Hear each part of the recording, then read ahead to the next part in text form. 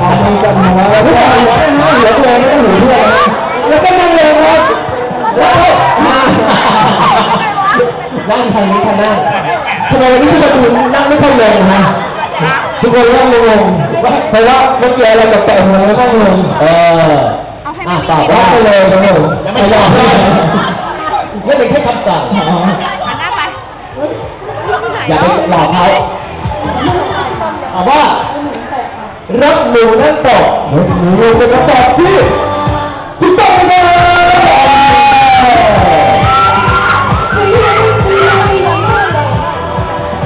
ขอบคุณที่ว่าครับยากกว่านะคะยากเพียงไหนเท่านะคะนึกภาพดูว่ารับอะไรคะรับเลยรับคำสั่งเอามือจับหูของข้างเดินไปที่จะบอกว่าเอามือจับหูไปข้างแล้วดึงหูขึ้นเลย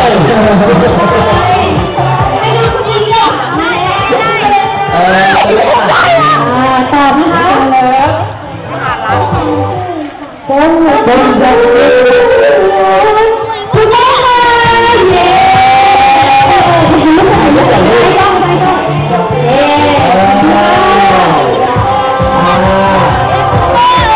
นี่ก็เป็นคุณยายของน้องมาแน่ๆเลยค่ะ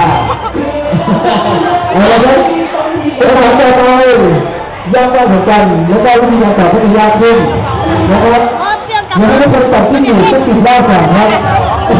ไปอ่ะมาเล่นครับจับหูซ้ายไว้ครับจับหูซ้ายไว้ครับนักเรียนคุณสองแล้วก็ยกมือขึ้นครับ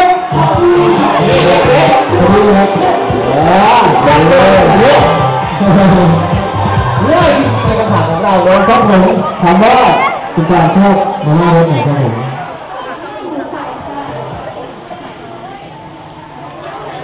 ตั้งใจเลยครับคุณหนูขา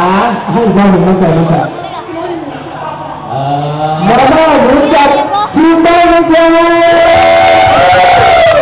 ถ่ายรูปหน่อยพร้อมจอดเป็นเพลง